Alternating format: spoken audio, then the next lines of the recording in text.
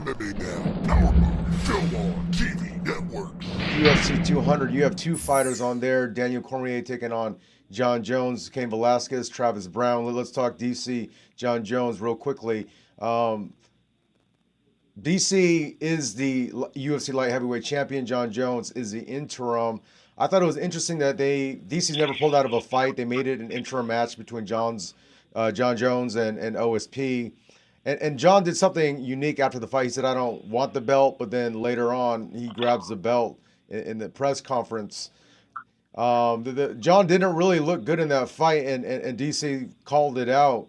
Does that put some hesitation on your end that, hey, we could have beat that John Jones, but now he has more time to prep, or given the time circumstance, is it good that DC is getting some time off to recover from his injury?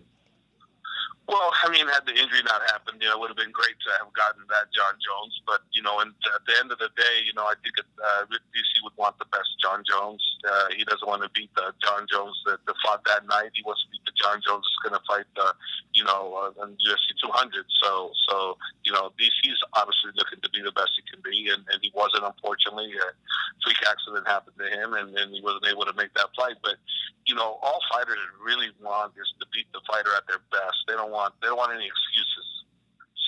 So I think at the end of the day, DC would prefer the best John Jones that's available than the John Jones that showed up that night. Because, even John probably to himself could admit it wasn't his best performance. But, I'm sure there's a lot of pressure on him too, a change of opponent, and the first time having been out there, there's a lot. There's a lot going on in a fighter's mind. We don't know what's going on. The situation with his mom, you don't know how much that would affect the fighter. We don't know that, but I know it can affect the fighter quite a bit, having to worry about your mom and the issues that she had to deal with. So who knows? Who knows exactly what's going through his mind? But that was a great John Jones, but that wasn't the best John Jones.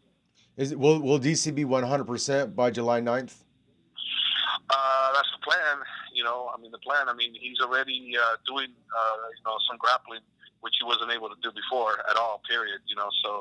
So that's a good sign that he's able to grapple a little bit.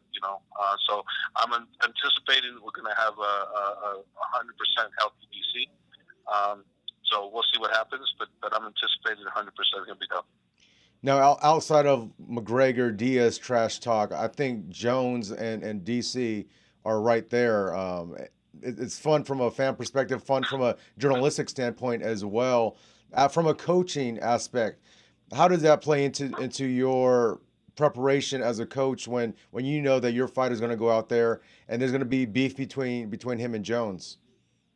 Well, because of the fact that we can't have those two guys in the same room together, it's definitely it does cause some concern because, there's some things that we will not do to let those two guys stay in the same room together because no matter what anybody says, if those two guys stay in the same room with no one attending them or prevent another one from coming at each other, they're going to go at each other. That's just the way it is right now between those two guys. And I don't even know if after this fight that they're going to change. I really don't. I still think they're going to hate the hell out of each other. Even after the fight, they're going to make whatever they need to do, they're going to do, and they're going to want to fight again. That's how much they hate each other. I've rarely encountered that, with any of my fighters, but I have with these guys, and it's just unbelievable for me how normally when you don't like somebody after the fight, it's over, but you saw what happened after the first fight. It wasn't over. And this one's going to potentially be worse. Right, yeah. And I think it's great, too, from me following boxing since I was a kid, when you don't ever put two boxers, in the same room together for an interview or anything. But I think nowadays it's a little bit different where, for instance, you see Robbie Lawler, Rory McDonald, they were together on a press tour. Him and Hendricks were together. But with these guys, you can't do that. No, that would be stupid. That would be stupid. Look, listen, we were all in doing the promos for the UFC, the 200. All the coaches went, and there was some situations there where we as coaches, Bob Cook and myself, we insisted, no, we're not having it together. Not going to do it. Because we're like telling those guys, can you stop them? Because we sure as hell aren't going to be able to stop them. Because we knew it would happen. So I was said we neglected to have them face off because no way. How Wait, close?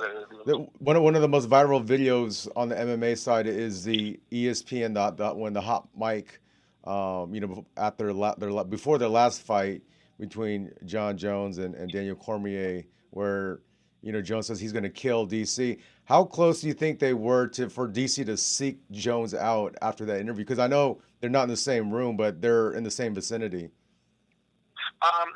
Well, the thing about DC, he's very unassuming, But you make threats like that. I mean, he's the type of guy that will oblige you.